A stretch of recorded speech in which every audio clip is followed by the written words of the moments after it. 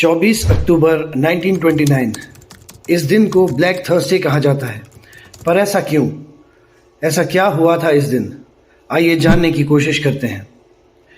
इस दिन यूएसए में आया था द ग्रेट डिप्रेशन, जो कि इतिहास में दर्ज आज तक की सबसे बड़ी महामंदी थी। वैसे तो ये रिसेशन यूएसए में आया था, पर इसका इफेक्ट वर्ल्ड की कई सारी इकोनॉमीज पर पड़ा।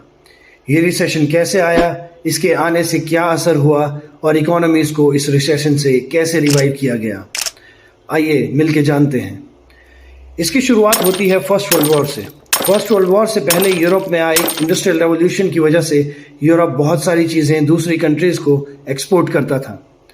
पर फर्स्ट वर्ल्ड वॉर में यूरोप में आई तबाही की वजह से यूरोप एक्सपोर्ट करने के बजाय इंपोर्ट करने लगा यूएसए से, जिसकी वजह से यूएसए में इंडस्ट्रियल बूम आ गया और इंडस्ट्रियल एक्टिविटीज़ बहुत ज़्यादा बढ़ गई।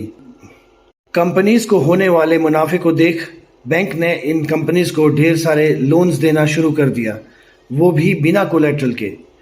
अब जब फर्स्ट वर्ल्ड वॉर ख़त्म हुआ और यूरोप फिर से प्रोडक्शन करने लगा तो यूएसए से डिमांड कम होने लगी, जिसकी वजह से यूएसए के एक्सपोर्ट्स बहुत कम हो गए और यूएसए की कंपनीज लॉसेस में जाने लगी और डिफ़ॉल्ट होने लगी। इसकी वजह से जनता में एक डर पैदा हो गया कि अगर बैंक्स फेल हो गए तो उनके जमा किए पैसों का क्या होगा।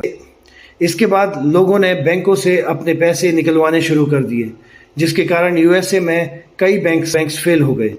अमेरिकन मार्केट में डिमांड बिल्कुल कम हो गई और बहुत ज़्यादा अनएम्प्लॉयमेंट आ गई। और क्योंकि अमेरिकन इकोनॉमी कई दूसरी इकोनॉमीज के साथ भी इंटरलिंक्ड थी, तो इसका असर कई और इकोनॉमीज पर भी पड़ा।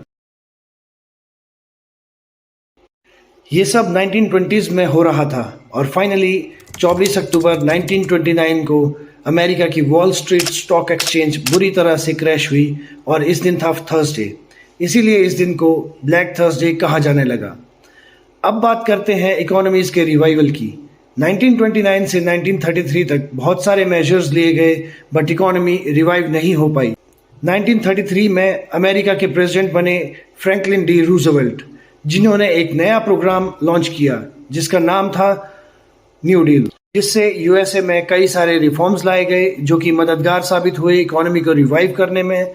और फाइनली 1939 आते आते यूएसए की इकोनॉमी इस ग्रेट डिप्रेशन से बाहर आने में कामयाब हुई। न्यू डील में मेन फोकस था रिलीफ, रिफॉर्म और रिकवरी, इन तीन चीज़ों पर। लोगों को लगता था कि अगर वो बैंक में पैसा जमा कराएंगे और अगर बैंक डूब जाएंगे तो उनका पैसा भी डूब जाएगा। इसके लिए सरकार ने फेडरल डिपॉजिट इंश्योरेंस कॉर्पोरेशन बनाई।